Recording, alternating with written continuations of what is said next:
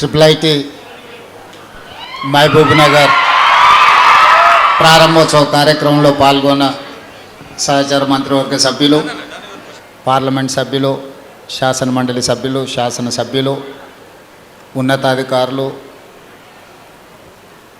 ఉజ్వలమైన భవిష్యత్తు కోసం ఎదురు చూస్తున్న ట్రిపుల్ విద్యార్థులందరూ కూడా తెలంగాణ రాష్ట్ర ముఖ్యమంత్రిగా శుభాకాంక్షలు తెలియజేస్తున్నా, అభినందనలు తెలియజేస్తున్నా.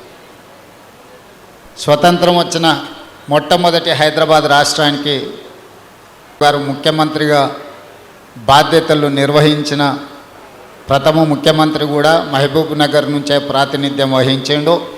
మళ్ళీ 75 సంవత్సరాల తర్వాత we have got that opportunity. We have to utilize this opportunity to create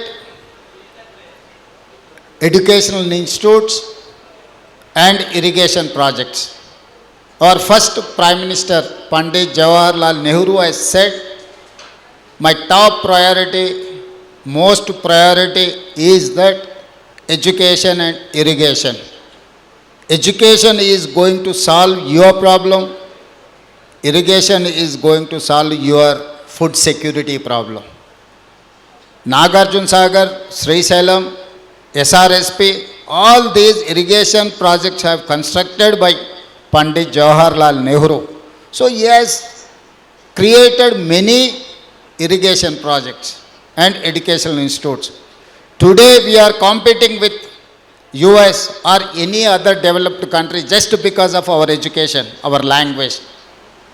Language is a communicative weapon and knowledge is something from communication.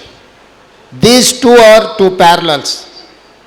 If you have language, you can communicate any person. If you have knowledge, you can create anything. So I would suggest my students, my friends, you have to improve your language skills at the same time your knowledge. So knowledge is going to pay you. If you have language and knowledge is not only sufficient for your career, hard work, your commitment is necessary. మీ జీవితంలో ఎదగాలి అంటే కష్టపడడం ఒకటే, భాష రావడం రెండు, అవగాహన పెంచుకొని జ్ఞాన సంపద పెంచుకోవడం మూడు, వీటన్నిటితో పాటు చిత్తశుద్ధి, పట్టుదల మనకు ఉండాలి. ఒక మారుమూల అచ్చంపేట శాసనసభ నియోజకవర్గం నుంచి ప్రభుత్వ పాఠశాలలో చదువుకున్న నేను మొట్టమొదటిసారి ప్రజా జీవితంలోకి ఎంటర్ అయింది ఇక్కడనే మిడ్జిల్ మండలం జిల్లా పరిషత్ మెంబర్గా 2006.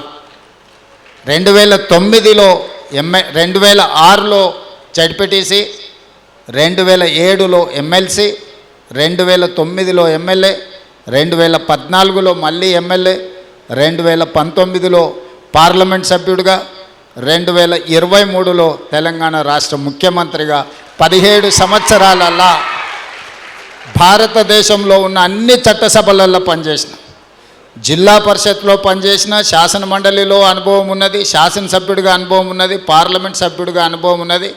సరాసరిగా ఏ మంత్రి బాధ్యత చేపట్టకపోయినా ఈరోజు పెద్దలందరి సహకారంతో తెలంగాణ రాష్ట్ర ముఖ్యమంత్రిగా 2 సంవత్సరాలు పూర్తి చేసుకొని 3వ సంవత్సరంలో నా బాధ్యతను నిర్వహిస్తున్నా.